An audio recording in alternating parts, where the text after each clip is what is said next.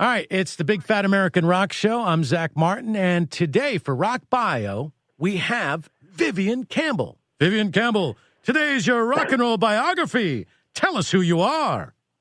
Well, how much time you got? Well, as much time as you need.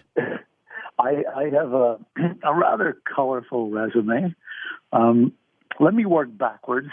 So for the last 27 years, I've been a member of Def Leppard, and that's been very, very exciting. And this year is no less exciting for us. We're about to go into the Rock and Roll Hall of Fame at the end of March, and had a very, very busy 2018.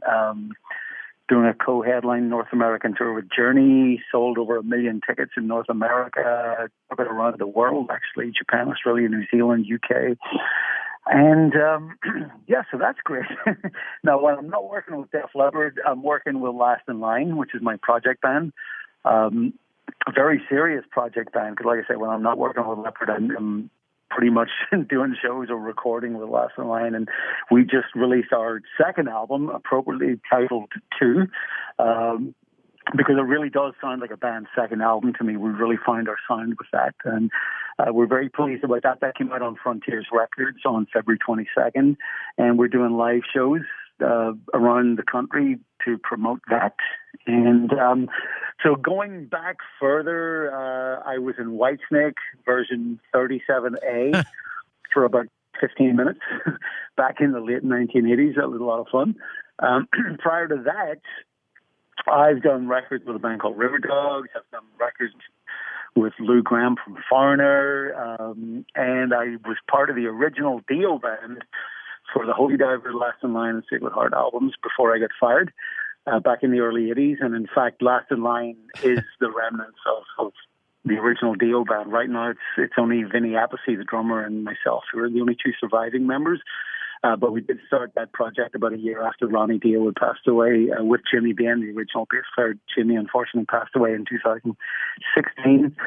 And so that's what we do. That's kind of part of my career. I've left a bunch of stuff out because it goes on and on. Well, we'll get to more of that, but let me first offer my condolences for the loss of your bandmates. I know that's always a tough thing to go through. And the one thing that I've learned over the years, Vivian, is there's no such thing as closure. It's just time goes by.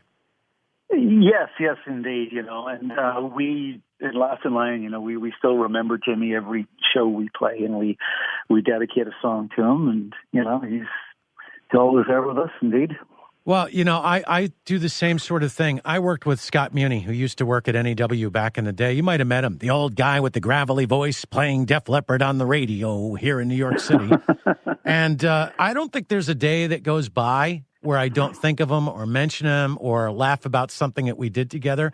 We were good mates. And when you lose somebody that's very close to you, I think it's the right thing to do. And in a way, Vivian, they're even closer to you when they're not present with you, if that makes sense. They're part of your heart, That's understandable, of course, yeah. And then speaking of which, my 27 years in Def Leppard are only as a result of the passing of Steve Clark, the original guitar player. And when we were inducted in the Hall of Fame, I know that we'll all be remembering Steve. He was such a great part of the band, and his music lives on to this day. Every night I'm on stage with Def Leppard, I'm playing Steve Clark's music. So I even though I never knew him as a person, I really feel like I know him as an artist, because I'm inside of that music, and I've reshaped it in my own style to a certain extent over 27 years, but obviously, still paying homage to Steve and the great talent that he was. That's fantastic. So you keep Steve's spirit alive. That's really cool. Now, you mentioned that you got fired from a rock band. Now, I don't know what you have to do to get fired by a rock band. Could you explain, especially when they go, go ahead. Tell us how you got fired. I've been fired from two.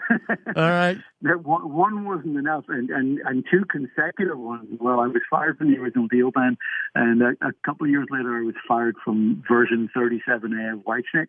I was fired from both those bands for very different reasons. yeah, and it wasn't for bad behavior. I mean, I'm not like, the stereotypical rock star guy. I don't have a tattoo on my body. I've never done cocaine. I'm a musician, and it's always been my passion, and I've been very fortunate that it's been my career with so many great bands and artists. But no, I got fired from Dio over principle. I mean, some people would dumb it down and say it was over money. Yeah, you could say that was part of the equation, but it was the principle of the money. It wasn't the dollar amount that got me fired. But that's a long story, and it's been represented and misrepresented in many ways over the decades. It's I think I'm going to have to write a book to clarify all of that. But in short, the original Dio band was myself, Jimmy Bain, Vinny Appice, and Ronnie Dio, and the band was formed in a rehearsal room in North London in I think it was September or October of 1982, and a promise was made, and a few years down the line, the promise wasn't kept, and I was very vocal about it, and that got me fired from the band. So the Whitesnake thing was a difficult issue, because the Whitesnake has always been and will always be David Coverdale's band, and we all knew that. But there were certain issues going on within the band and with band wise. Yeah. Oh, yes. I understand that. That's not the first time. It happened to Aerosmith, from what I understand. But what really always cracked me up? When you knew that a lot of the guys in some bands were doing drugs and they fired one of the other guys for doing drugs. I'm thinking, how bad of a druggie are you to get fired by other druggies? Man, come on now. You don't have to get you don't have to get too specific. It's just I think it's a funny thing to say you got fired from a rock band, and in a way, you're my hero. That's like getting fired at a radio station. You're not doing your job well unless you get fired a few times. Apparently so, yeah. Yeah, and what you should do is write your experience instead of doing a book. Write an article for the HBR so that you can be one of the very few rock and rollers who have an article in the Harvard Business Review. See? And since while we're on the subject, this is a way to really blow people's minds, and this will help you out. I like to read things like the Harvard Business Review and just remember a couple of the sentences and the words that I see, and I'll use them in a sentence for an answer, and that usually kills the conversation. I can move on. They go, oh, my gosh, that guy is so brilliant. Did you hear what he just said? So you can use that one on your own. So let's go back even further, because I always find this interesting. Who gave you, or how did you come across, and I'm going to assume it's a guitar, but your first musical instrument? Well, I first knew I wanted to be a guitar player when I saw Mark Bolan and T-Rex on a show called Top of the Pops. Yes. It was a Thursday night on BBC One. I think it was probably about 1971, maybe 72. I'm not sure. It was one or the other. I was 9 or 10 years old, and everything about Bolan. I mean, it just the whole aura, the hair, the image, the clothes, the Les Paul. That's what first turned me on to it. I just had an epiphany, and from that moment on, I knew I wanted to get a guitar and learn how to play, and I wanted to grow my hair.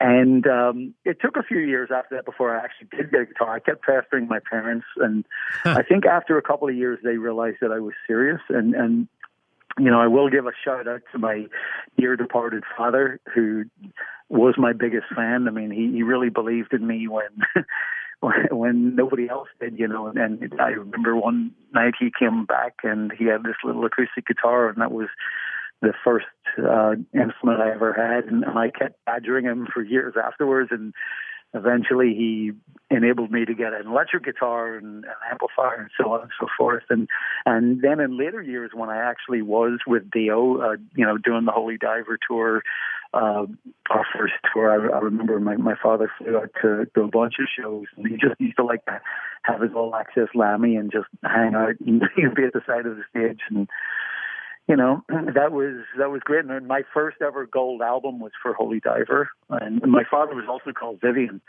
And so, my first ever gold album was presented to Vivian Campbell for sales of 500,000 copies of Holy Diver. And I've never been one to hang those awards on walls. To this day, I've never hung one. But I did give that first one to my father, and he hung it in his office, which was an interesting conversation piece when people would walk into his office, because he was not in the music business, but he had a gold album. So that's how I got started, and that's kind of what did it to me.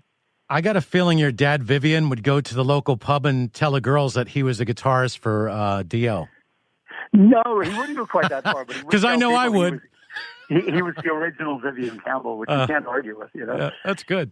Now, I'm going to ask you a question. There's two different questions, and it's got to do with other groups besides Last in Line. We'll get to what you guys are doing in a few minutes. I had Vinny Appice on last week. I'm friends with his brother Carmine Appice. Yep. I can't figure out why they both say their last names differently. And then there's their brother Fred, who says it completely different from the other two. So that must be one crazy family, right? It is. Yeah. Go ahead. Go ahead. Let's spill the beans. What's so crazy about these guys? Tell me some of the dirty laundry. Sure why. I think Carmine was the first one to change the pronunciation of the name. I believe, from what Vinny told me, goes back to the 1970s when Carmine was playing drums with Rod Stewart. Yep. And decided to have a different pronunciation for his name. I believe the way that Vinny pronounced it, Vinny Appice, is the way that his parents pronounced the name. And I believe that the way their third brother, Frank, I believe, pronounced it Appice, which is more the Italian dialect. That's my understanding of it. I mean, it's pretty strange. You have these three brothers, and each one of them has a different pronunciation of their surname. But I don't have that problem with Campbell. It's pretty straightforward, No, but I think a lot of people might get you confused with other Campbells in rock and roll. Does that happen to you a lot?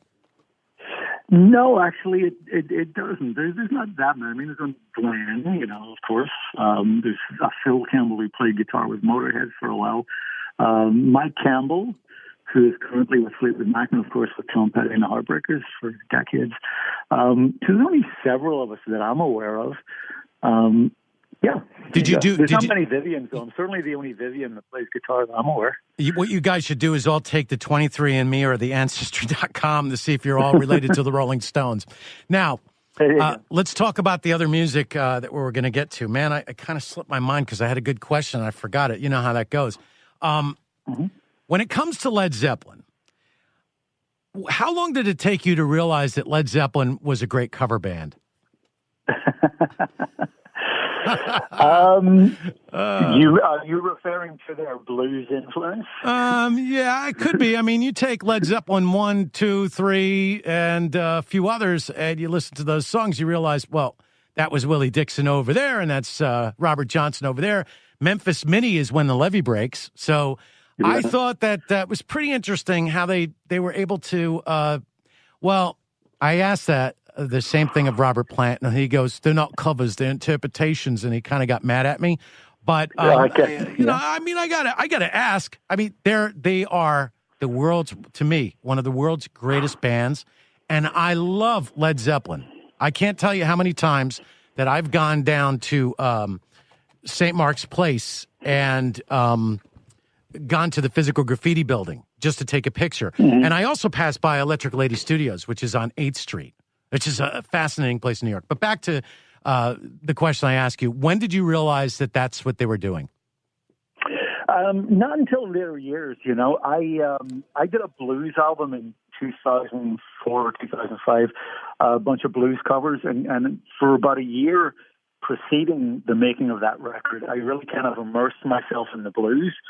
And, I would just, thanks to the internet and iTunes, I could go out there and link from one thing to another and kind of connect the dots.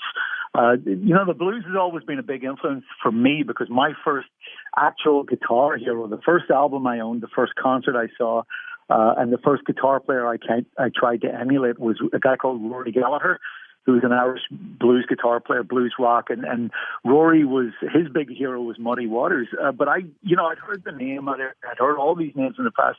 I didn't really understand the music much until that year leading up to my Making a Blues record, and it was quite an interesting discovery, you know. And then, like you say, like the whole Willie Dixon thing, I think we probably wrote most of the blues songs ever written, you know. And you do actually realize just how much of an influence these people had on rock and roll. You know, it's something that kind of gets glossed over a lot, and still to this day, I mean, it all kind of filters down, you know, and you listen to, you know, Jimmy Rogers playing and how that was picked up and interpreted by Jimi Hendrix and so on and so forth. And there is such a great lineage and such a great debt of gratitude that we as modern rock guitar players owe those people who really kind of forged that path for us, you know. It's so much easier nowadays to put all that together and to, you know, to learn how to play an instrument and to make a career as a musician. I mean, back then it was anything but. We're talking with Vivian Campbell. Last in Line is their latest project. They got a new album. Is it out right now, or is it just coming out? I get the dates confused. It just came out February 22nd, our second album, and it's just simply called Two. And you're going out on tour, obviously. So if you go and follow you guys on Twitter, for instance, you get the tour dates. Now I'm going to ask you a question about the Rock and Roll Hall of Fame. And this disc jockey that I mentioned before, it's a girl, I guess, in a Los Angeles area radio station, and she asked you, who's going to do the introduction? And I'll just let you answer that, and you don't have to give the name, but I think I will let everybody just think about who it most likely is going to be. I think they'll be able to figure it out based on the sort of answer you gave her. So who's going to introduct Def Leppard into the Rock and Roll Hall of Fame? Probably a guitar player, and it could be the guitar player from Led Zeppelin. Oh, really? That's good. Or it could be a guy who, I don't know, might be an astrophysicist, something like that. It could be. Or it could be the guitar player from Led Zeppelin. Oh, okay. It could be the guitar player from Led Zeppelin.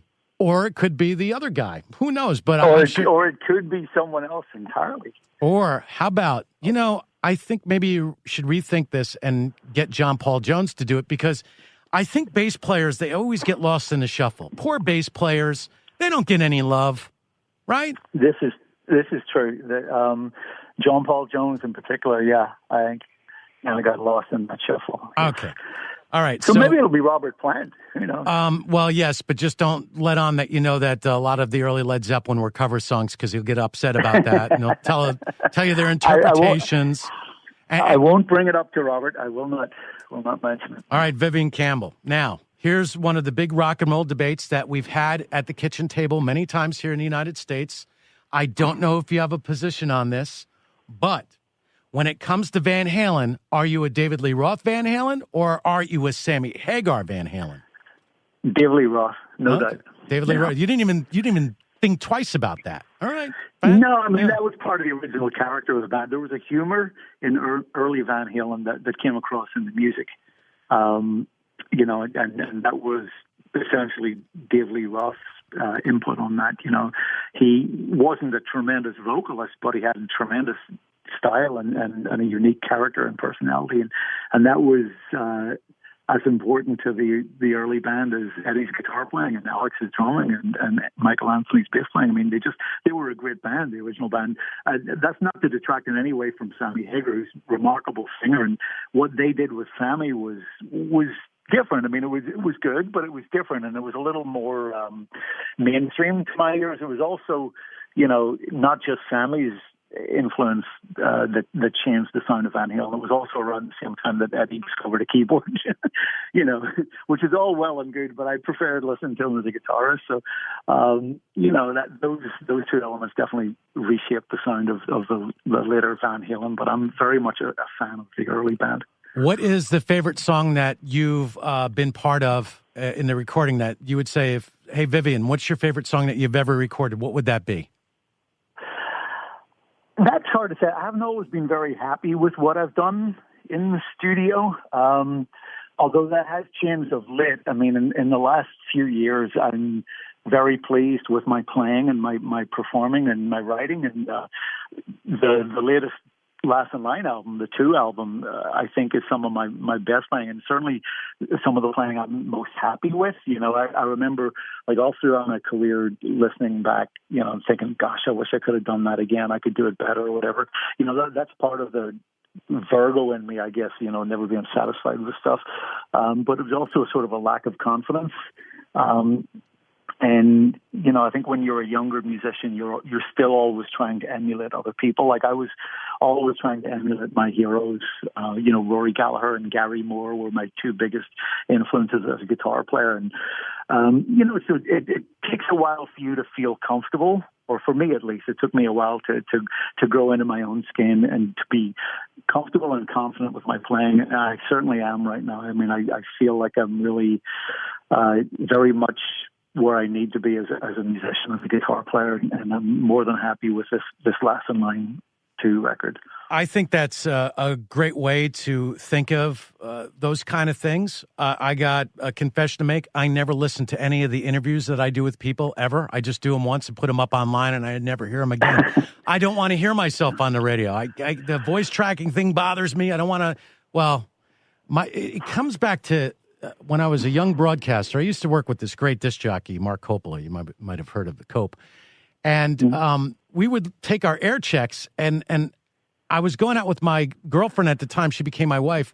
And as we were driving around New York City, and Mark Coppola would be on the radio, the Cope, and I go, listen, I got to listen to my air check. And I put it in the player, and she would try to talk to me and go, shh.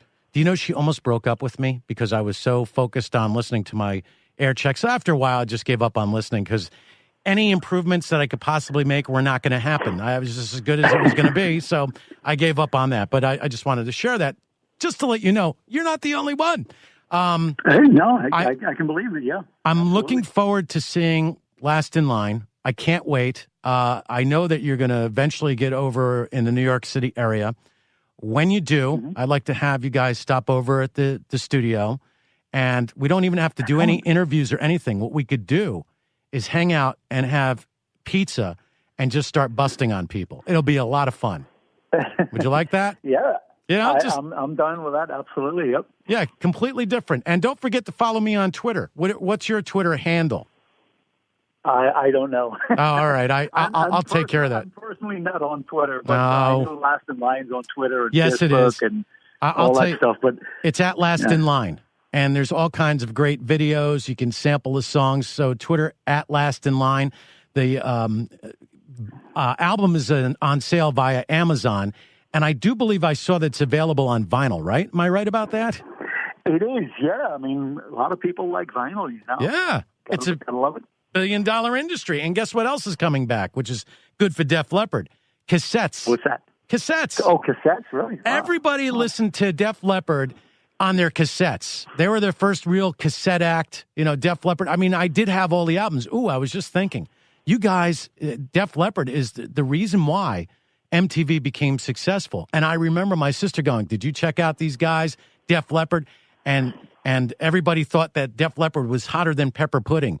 And I think it's a shonda that it took so long for Def Leppard to get into the Rock and Roll Hall of Fame. You talk a bunch of, right? I mean, think about all of the great songs from Def Leppard. And that's one box set that I wouldn't mind dropping $400 or $500 on.